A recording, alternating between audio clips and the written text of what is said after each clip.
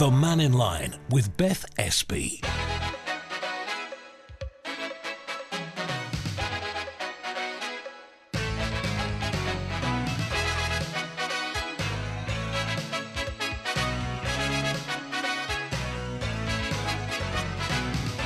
Well, first, my good afternoon. How are you? Welcome to the Mannin Line here on Manx Radio. It's Beth in for Andy just today and tomorrow. Chris Quirk is on the phones. So whatever you'd like to talk about today, 66 13 68 is the number to call. We'd love to hear from you. Now, it might centre around travel. We've been hearing an awful lot about EasyJet over the weekend. The airline has made changes to its flight schedule. Have you been affected? Are you thinking about what this might mean for your summer holiday? Or have your thoughts been more at sea? The plan is to get the Manxman into service as soon as possible. You might want to talk about that or something else entirely. 66 13 68. You can also text 166 177, email studio@manxradio.com, or you can contact us via WhatsApp as well, 07624 166 177. Now, Mark was just talking about those roadworks which were scheduled to start today. The DOI have posted about this situation. They are going to delay the works. This is the road repairs scheduled for Newcastle Town Road near the bus stops on Brown Cow Hill. They've been rescheduled from this week and are now going to start on Tuesday, the 18th of July. That's a week tomorrow. And it's going to take about a week. They have a team repairing the road surface, which has become crazed, apparently. The two-way traffic will be maintained throughout the use of temporary traffic lights. There will be a temporary speed limit of 30 miles an hour in place while those works are ongoing. There will also be some limited road repairs ongoing next week and further down the A5 in the vicinity of the Newtown Mount Murray area. So that is a situation. They will not be going ahead today. They will be starting a week tomorrow. Let's go straight to the lines, though, first of all, and join Wilf on line one. Good afternoon, Wilf. Hiya. It's just a very short one. The bathing raft that got smashed up about a month ago, and they said it was too expensive to repair, has been repaired free of charge by a firm called Kel, K-E-L. So everybody has got to thank them because it's all in order and ready to go now. We just got round to putting it down back on the beach again. Oh, lovely. I know there was a lot of talk about who might do that, Wilf, so that's good news this afternoon. Yes, it's repaired, yeah. Wonderful. Well, thank you very much indeed for taking the time to let us know. Okay. All right. Okay. Take care, Wilf. So that's the Laxey raft. They're so popular, those, in the summer. So that's good news about that in Laxey if we ever get the weather back again.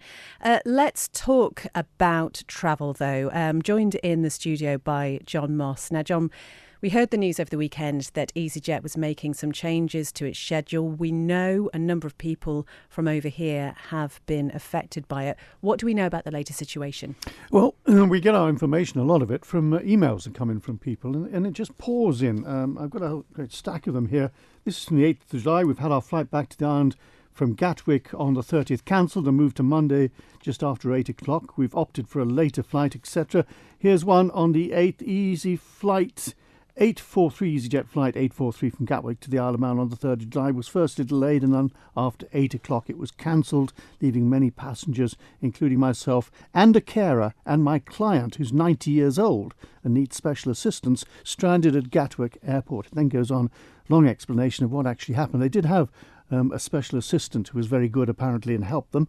Another one, 8th of July, 6th of June, we rescheduled our AM return flight from Malta to Gatwick by 6 hours. This meant that we would miss the PM flight from Gatwick to the island. That concerns a lot of people. If you've got a whole lot of family with you and bags and things, having to rearrange everything is very awkward. 9th of July, we sat for 40 minutes in our aircraft at Palma Airport waiting for permission to leave.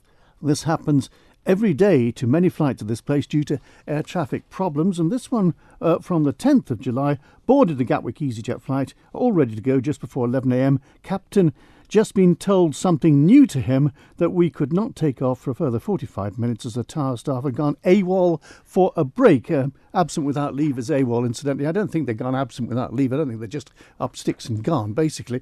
There are a series of breaks which the airport take for various reasons, including training. They are 8:30 to 9:05, 11 o'clock to 11:35. This is at us. This is Ronald's Way. 1:30 to 2:15, 4 o'clock to 4:35, and 6:30 to 7:15. Now, it's not just us that's being hit by this. All over Europe, there is a problem, as we heard on the news there. 1,700 summer flights have been cancelled. 180,000 passengers have their departures in July, August and September been grounded. EasyJet say 95% of the affected travellers have been rebooked on other EasyJet flights, leaving 9,000 currently without a replacement. Well, Logan Air have told us that they do have a replacement available, but only for a limited period. An offer between Monday the 10th of July and Monday the 17th. Presumably, and I don't know, these must be good prices for flights, including Isle of Man and London City 95, London City to Isle of Man 95, 95, Isle of Man to Liverpool 75, etc. This is presumably on the Logan Air website. If you are interested in this and think you need a bit of rescuing, then that's the place to go. Just explaining the general situation, at the peak of the COVID-19 pandemic, airports and airlines made 191,000 European aviation workers redundant. Now, of course, there's been a big surge back again. They're trying to get staff back again. Quite a few of the staff have thought, well, yeah, I think we can try for a different career here. Recruitment drives have been held back by lengthy security checks and unattractive working conditions. It can be very hard if you're working particularly long hours and different hours of the day and you're working at night, etc. And you can understand that if you go away and find a job which suits you better, you may well stay away. And that's the problem. I don't know if you remember, Beth, years ago, 2010 it was, when the volcano erupted. The ash. This gives me a chance. E15. Yeah. Eiffeltler-Jokot, it was called. It was to do with the glacier. You're showing off. Indeed, yes. And that went on between March and June 2010. Now, that really did mess things up for a while. But this has been a longer period. It's been since the COVID pandemic. And it is the feed on the Isle of Man here. We're trying to find air traffic controllers. And in the missive sent to us by the airport, it did underline the fact that for air traffic controllers to be trained up, and for goodness sake, we do want people who know what they're doing in that control tower.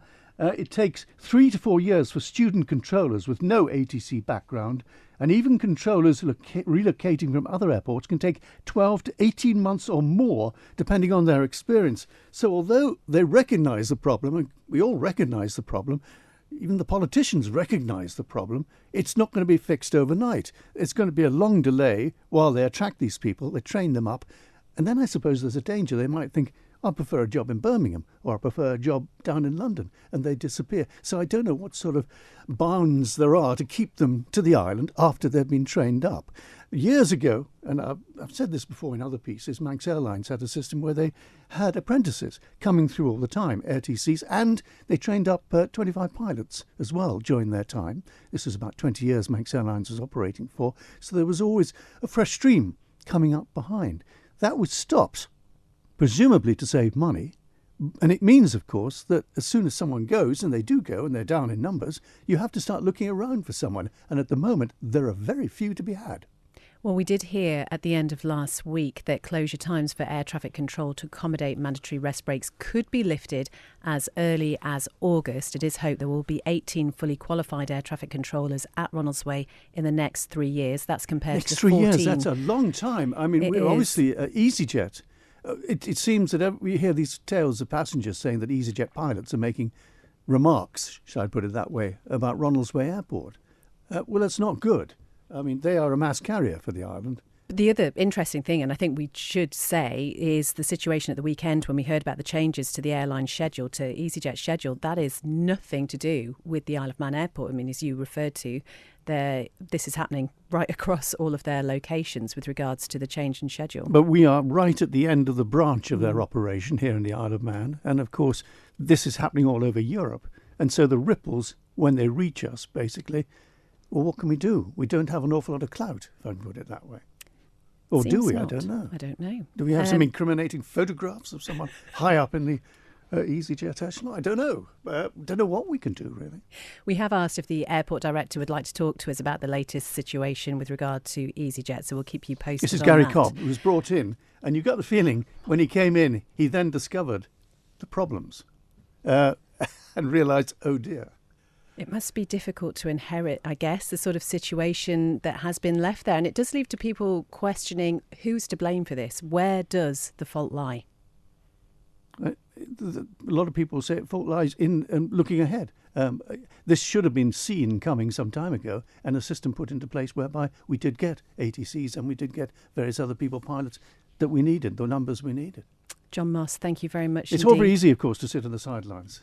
It is. We're It not the always ones. is, We're isn't not it? the ones that have to sort this out, but someone has to sort it out, or the island could be in a deal of trouble. And the reality is it is affecting a number of people. Let's go to the lines, though, and we can join Howard now. Good afternoon, Howard. Hello, Beth. Just listen to yourself and Howard chatting there. What short memories these airlines that are busy cancelling flights and bits and pieces, blaming or throwing the blame onto the shoulders of Ronaldsway Airport. Okay, they have been slow in replacing, retiring or leaving air traffic control. But when the pandemic was at its height, etc., airlines throughout Britain and the world were offloading staff left, right and centre. And we've all seen it on the national news how there are shortages of aircraft and the ability to fly passengers and cancellations because of staff shortages. And that was created by the airlines themselves. Now I have to say this, that Ronaldsway have been wrong in not keeping a constant flow of air traffic controllers. It's not something, unless somebody gives their notice and says, I'm leaving today, it's not something that happens overnight. This is something where you have a plan, and that was obviously not in effect or in use of any consequence there, because you didn't suddenly find that you were short of half of the air traffic controllers that you need to operate. It's not something that happens overnight.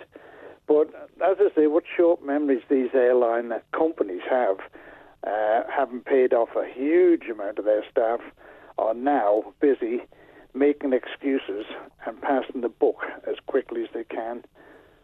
I suppose, Howard, it must have been a miscalculation. They laid off a lot of people because there was no custom. They weren't flying their aircraft, assuming, I suppose, that at the end of the day they could just bring them back in again.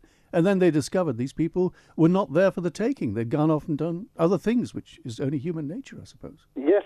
Well, if you've got a family to feed, you're not going to sit around. And if it's a job at a lesser pay, but nonetheless pay, you're going to take that job. And if you've got less stress, and air traffic control is obviously a high stress job. It's not just sitting there saying talk to the boys up in the sky. They've got to know the approach speeds, they've got to know their weight, they've got to know a myriad of information about aircraft that's either coming in, going out, or up to a certain height over the Isle of Man, what they are, and persons on board and everything. They've got to have a complete picture of what is in the sky. So this is where, and a lot of people, and I've been on an aircraft last back end, and they said, we're going to have to sit here for 35 minutes. And I came on the radio and said about this. We were sat there for 35 minutes, and they said, it's because the air traffic controller's gone for his break. But that gives a false impression. They're not having a break as going for a cup of tea or have a lie down or whatever. It is a compulsory break where they have to, by law, by the civil aviation, it's their rules, and it's a safety rule. There's also another aspect of that, in that they actually need the control towers on occasion for training up the new ones that are coming along. They actually need the space. You can't just do it on a piece of paper in a classroom. You actually need to be in sight, and that's what they need some of these breaks for, as I understand it, to actually have the new recruits there in situ, learning the job as it will happen when they take it on. Yeah, the problem being the air traffic controllers, they were doing a good job and doing an excellent job, but they, like everybody else, are entitled to retirement or want to move on to pastures new. It comes down to the man on the street that's getting the blame, because it's the management that put there at a very much increased rate of pay who were not doing their job properly. And this is why one of the problems is that the air traffic controllers, along with a lot of other items, that they were never replaced as they were, that's another few £1,000s saved. That'll look good on the books. And now they're rapidly playing catch-up.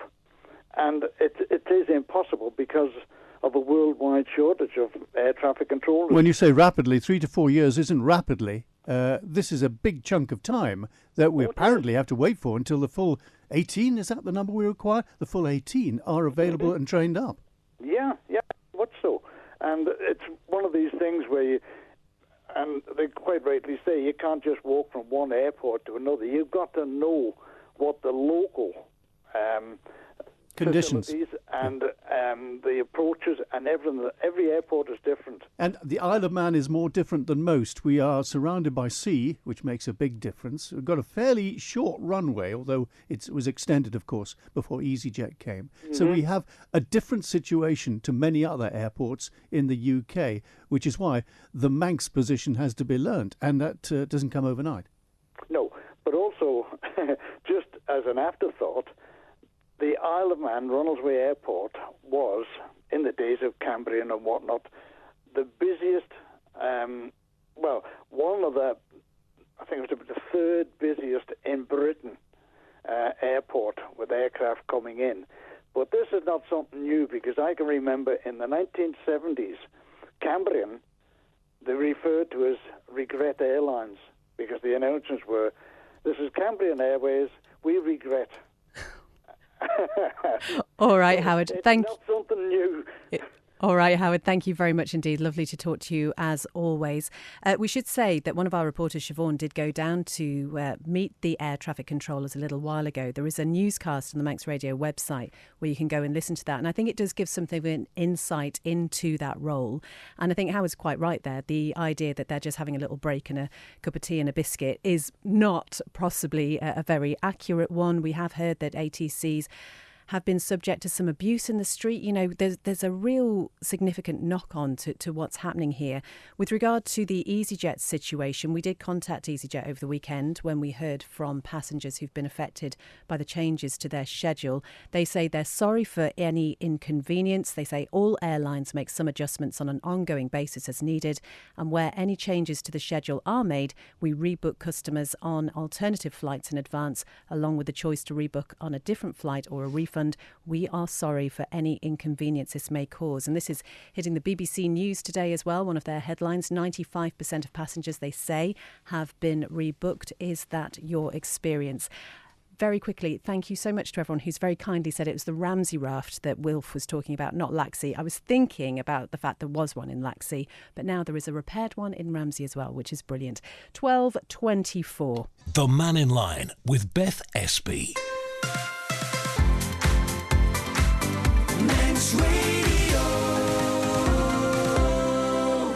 It is Beth in for Andy just today and tomorrow. Chris Quirk is on the phone, so it'd be great to talk to you on air, 66 13 68, about anything you like. We are sort of focusing on the EasyJet situation and whatever else is happening down at the airport, but there might be something else you want to talk about this afternoon, which is completely fine. One EasyJet customer who has been affected by the disruption has set up a Facebook group for others to share their experiences. Brian Carr founded the EasyJet at Ronaldsway page last month after his flight was cancelled. It has since attracted more than 500 members.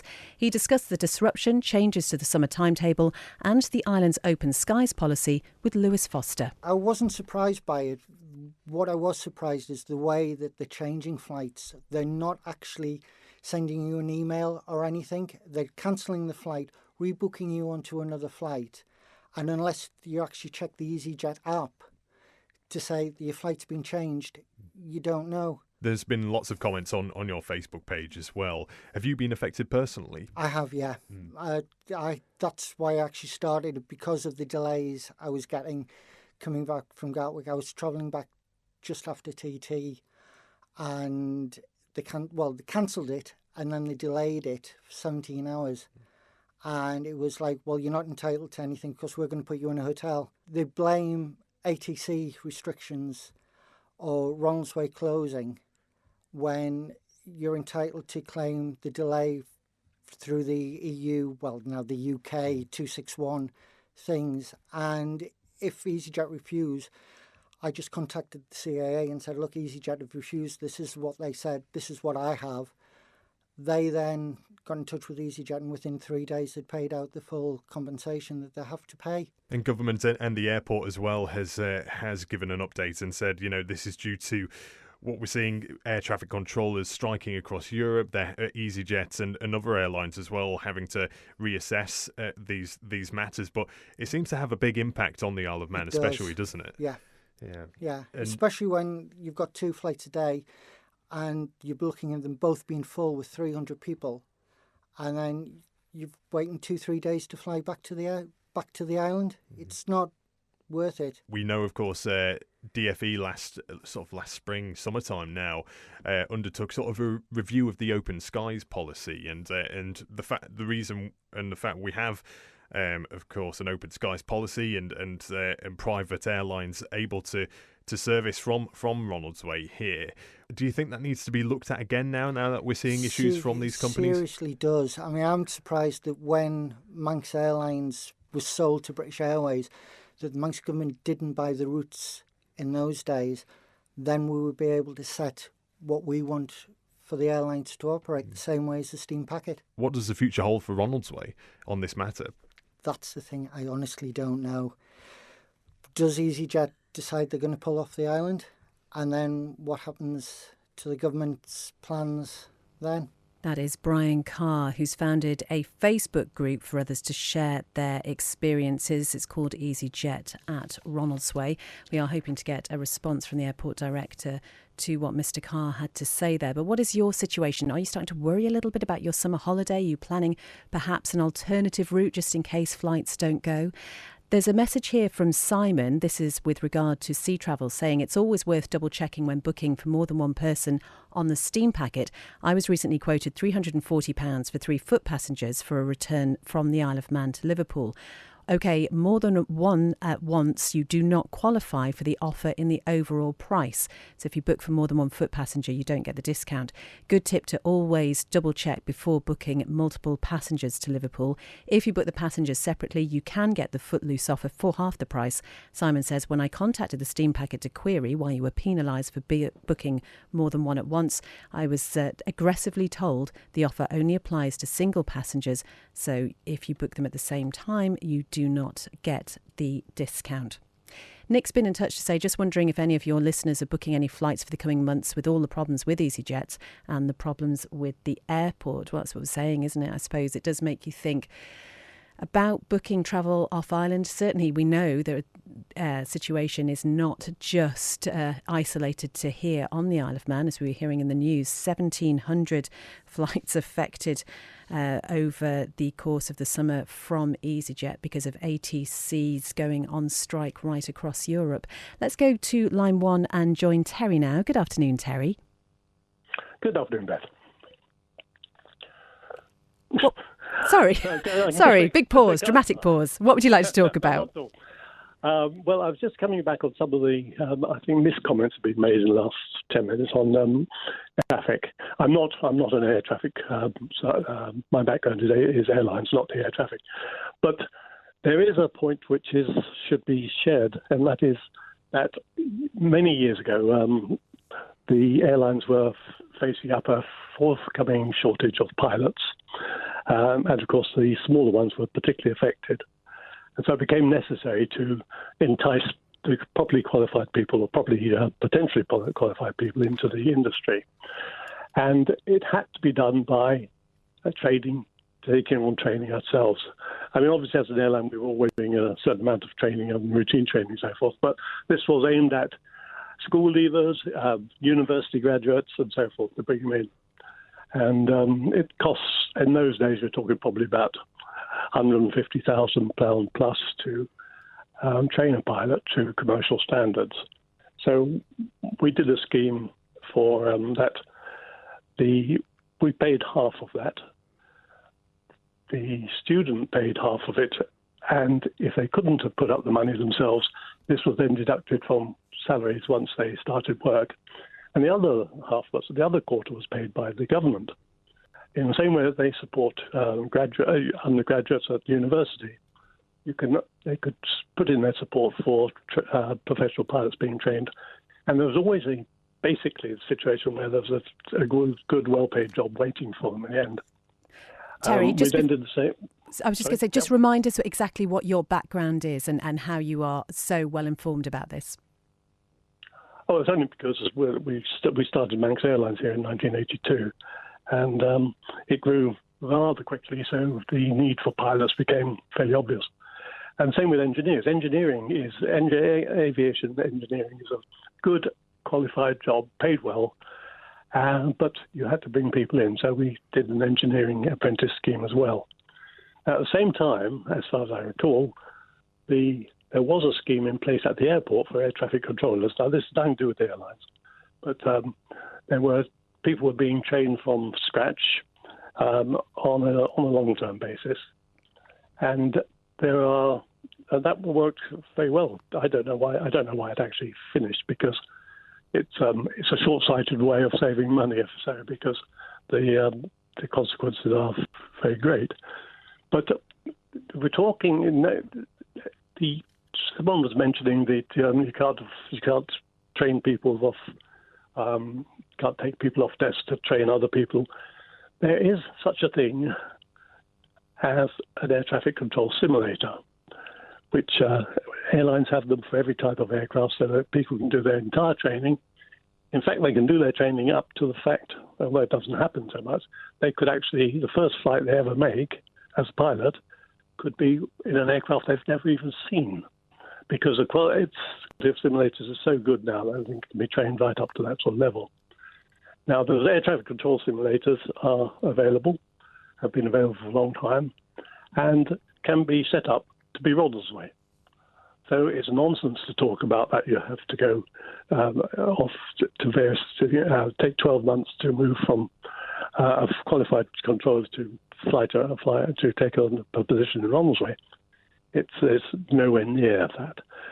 And on this, I do know that the previous airport administration pleaded to have an air traffic control simulator installed. And this was unfortunately turned down. I don't know whether it was by the DOI or Treasury or what. But the opportunity to having 2 or 3 air traffic controllers in the training level all the time was lost. And that's a very important part, because you can train them. You can actually train them up to a higher level than you can in real time on the simulator. And I mean, I heard John mention earlier that Ronald's way is particularly difficult, or particular problem, because it's surrounded by sea. Well, I'm not sure what problem sea produces. It takes a lot of obstructions away on approach. Generally it's a fairly benign situation for air traffic, although that's not counting sea fog and gales, of course. But basically, it's a pretty simple operation. And one of the problems always has been with Ronald's way air traffic, as I understand, is that it's difficult to keep people because it's not busy enough. You know, somebody trying to make a career in air traffic control would probably be likely to spend their original years on a much busier airport. Terry, as ever, thank you so much indeed for your insight and for taking the time to phone us this afternoon. That is Terry Lydiard there, who obviously with his background with Manx Airlines can provide something of a unique insight into what we're seeing down at Ronald's Way at the moment. We can go back to the lines though and join Margaret now. Good afternoon, Margaret. How are you? Hello, my dear. I'm quite well, thank you. Good. I'm just getting on the radio. I've been on before quite a while ago about the state of all the signs around the Isle of Man. Asking, you can go to the airport, you can go where you want, and they're green and they're disgusting, and there's been nothing done about it. And I'm just wondering what's the government going to do about it, because it's okay having all these visitors coming, but the Isle of Man has gone down to something shocking. I'm an old woman now, and I can't believe what I'm seeing just trying to travel on the roads, the state of the roads, the state of the mirrors, and the government want to wake up, and I hope you can get through to them for me, please. So, Margaret, have you done anything in terms of trying to get in touch with people to raise specific issues? Well, I've tried different ones, but it's just been a waste of time. It's the government that want to wake up and do something about this, because I know they're short of staff and all this carry on, but the staff they've got, they don't work. They seem to be riding round. Is that fair, Margaret? I think that's a perception that's always been thrown at government staff because, yes. I suppose it's one of those situations where do we know exactly what goes into a day's work for some people? Yes. I'm not getting at the workers. I want the government itself to do something to get things done, to make the Isle of Man like it used to be. You could look at a sign and you could see where you were going, and it's gone so bad now. Well, they're all green, and I don't know. I'm not pulling the workers. I think the government should get things moved, and try and get the island tidied up. I live in St John's, and our road going down St John's, I've been round here over 70 years, and the hedges haven't even been trimmed for 10 all day. And, I think it's very sad. All right, Margaret, thank you so much indeed. Lovely to talk to you. Thanks for taking the time to get in touch. Was I on the radio, love? You were, yes. Oh, well, that's okay. All right, Margaret. I hope you can do something about it, honey, love. Bye. All right. Thank you, Margaret. Take care. Bye-bye. That was Margaret there talking about signs in the general state of the Isle of Man. Interesting, we've had comments before about footpaths and how overgrown some of them are.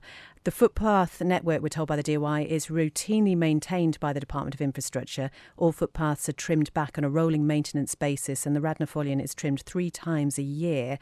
Reports of defects and issues on the island's networks of footpaths originate from a range of sources, including from members of the public, walking groups, DOI staff and contractors. And there is an online form at reportaproblem.im where you can report any specific issues, particularly with the hedges and footpaths being overgrown, and they will be looked at. Back to the lines, and it's Jewin on line 1. Good afternoon, Jewin. How are you, Beth? How was Head of News today? She's all right, I think. We'll know in about, 20 minutes? Yes, I'm sure you will. I'm sure.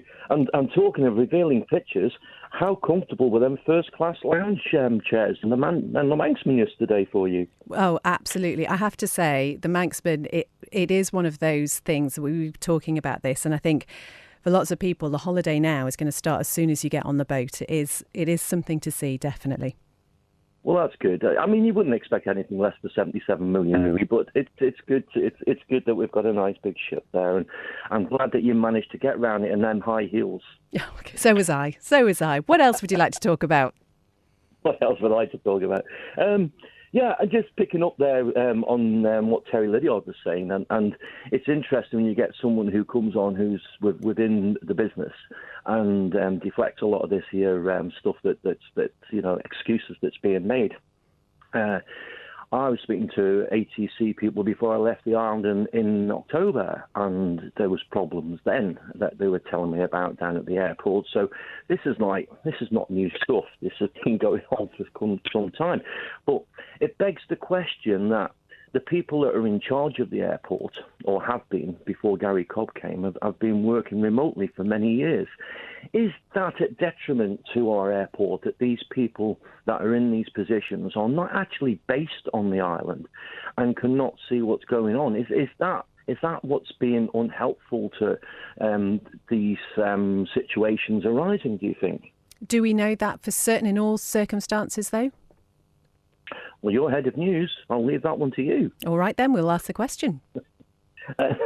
And the other thing is, there's a consultation paper out at the moment, I believe. The government have put a consultation paper out, as the UK have, on the future of digital currencies. Now, the one in the UK has had a huge, massive influx of people writing into the government there about it. And I just wanted to make people aware of that. Being out and about and doing trading and stuff, you see the fall of internet, and people literally just can't pay for anything. And that could be the future of where we're going if people just go on to digital currency totally and have no backup.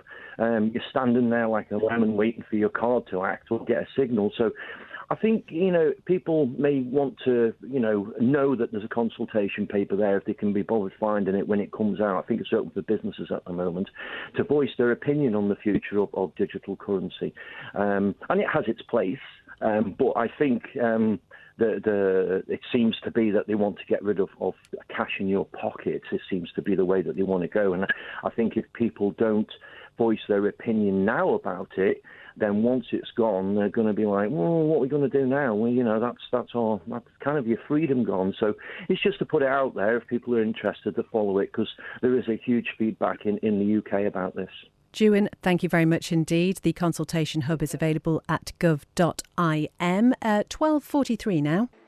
When the Mannin Line's not on air, call Manx Radio to leave your opinion for broadcast on 682 631. The Mannin Line with Beth Espey. Andy Wind, the nation station, Manx Radio.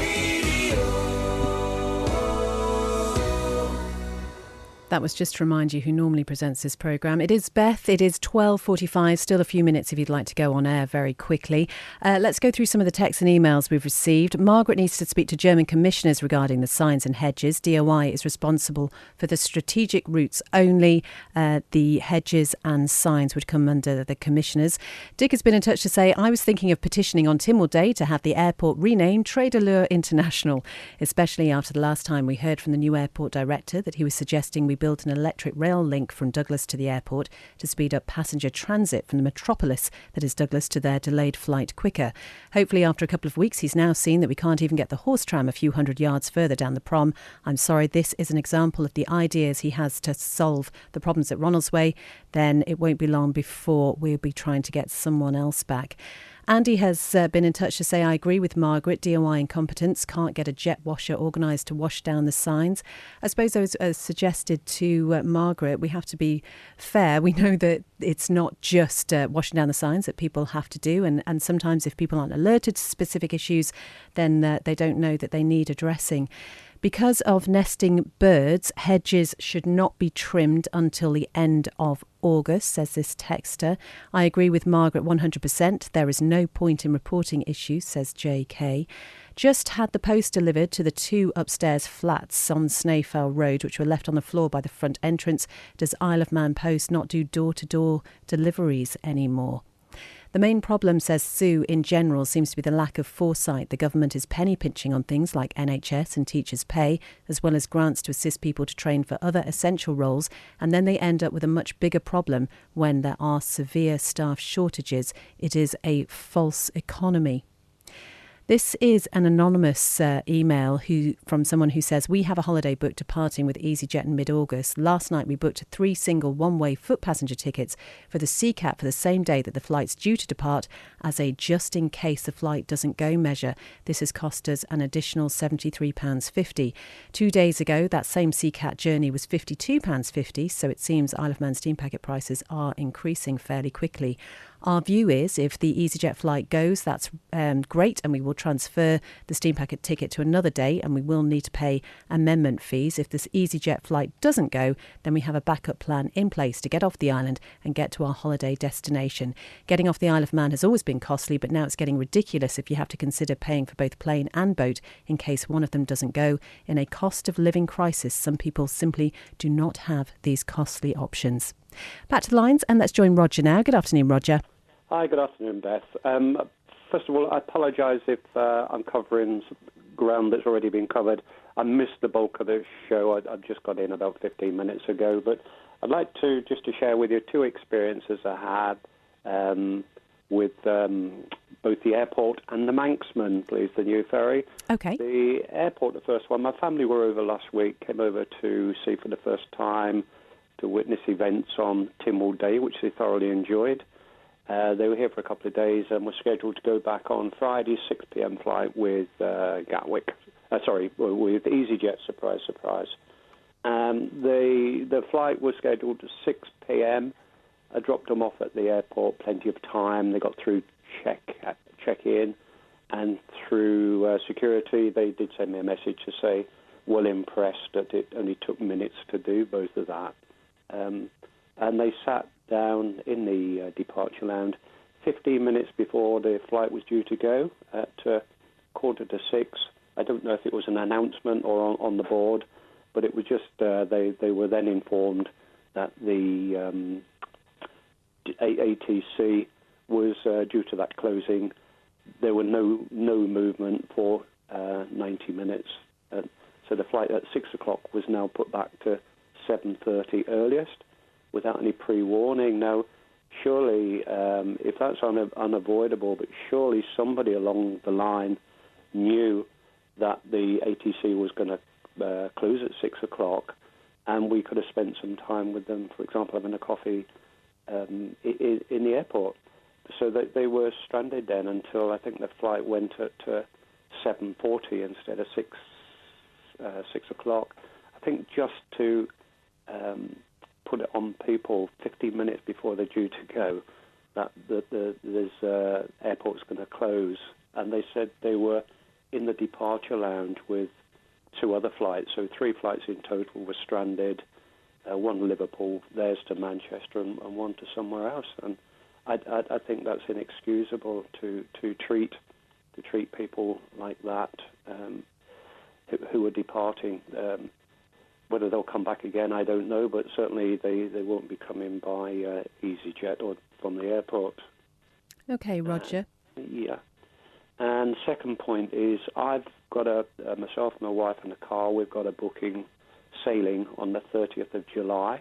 It was only when I read the confirmation email that I realised it was actually on the Manxman. So yeah, just amongst now all the pomp and ceremony that's going on, welcoming her to our shores. What I'm finding is, yes, I've got the booking, but I can't actually book the seat.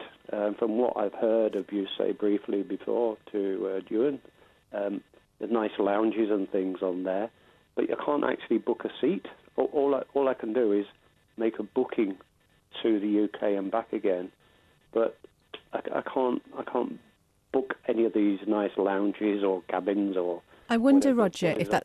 I know the idea is to hopefully, and the date that has been floated around, and I know some people have posted on social media, the date that's being floated about the boat is 22nd of July to get it into service. I wonder, though, if it's got to be concrete and cemented before anything like actual seat bookings can be made. I don't know.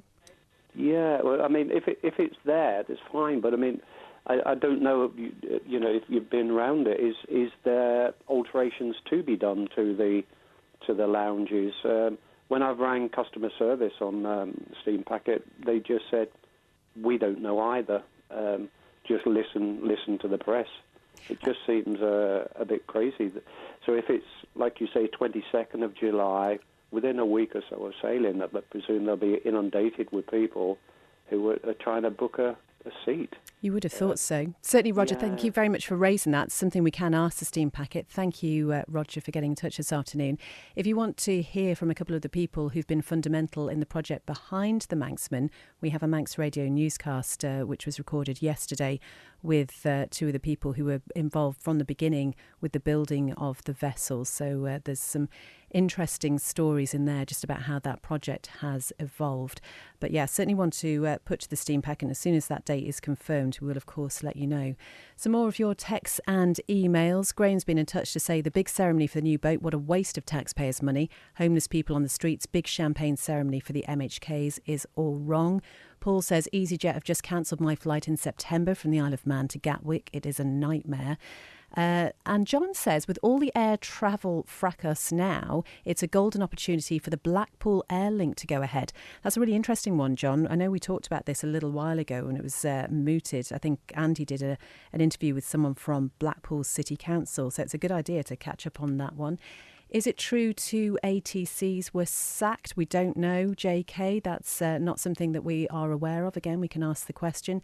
Pat says it said the fireworks for TT cost over £100,000. The TT show is small compared to what was put on last night for the Manxman. Does Manx Radio know how much this cost and was it paid for by the taxpayer? If so, this is a disgrace when people are struggling and using food banks. Can you please say a huge happy birthday to Sandra Corlett? Lots of love from Tan, Phil and the Budster. We certainly can. Happy birthday to you, Sandra. We'll pop you in the draw.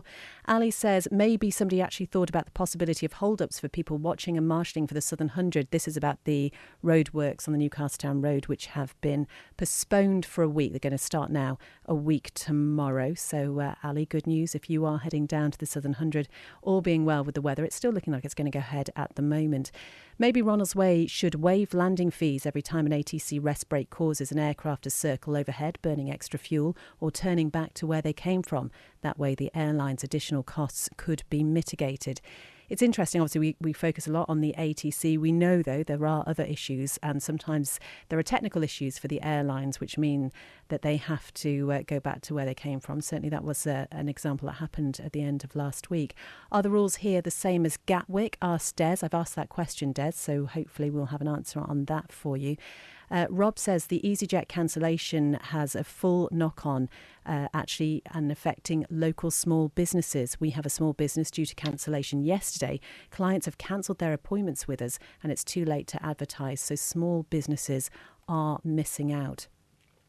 I can't understand, says this texter, how the Isle of Man airport is at the moment. It's ludicrous. Jamaica Airport is only a low-budget airline and they never miss a flight. This is embarrassing. Are the direct flights affected by ATC issues? Asked texter ending 574. And Bill wants to know why the Isle of Man airport thinks it's okay to turn commenting off on their Facebook page. Do they want to silence us all? It's annoying, says Bill, that you can't now tag friends and family about their flights not being able to land because we are closed. I wonder, Bill, if that goes back to what we were referring to earlier, that some people can be, as we know, on social media quite abusive. Perhaps that's why that decision has been taken. I guess you can still share the post, but not being able to directly comment and tag people in it.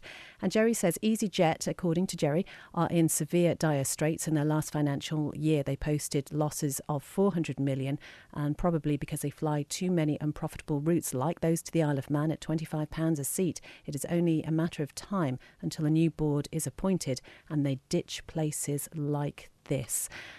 Lots more texts and emails. I will go through all of them and carry some of them over to tomorrow. But in the meantime, if there's something that you would like to talk about or leave a message about, 682 631 is our out of hours number. You can leave a message on there. We can play it out on tomorrow's show.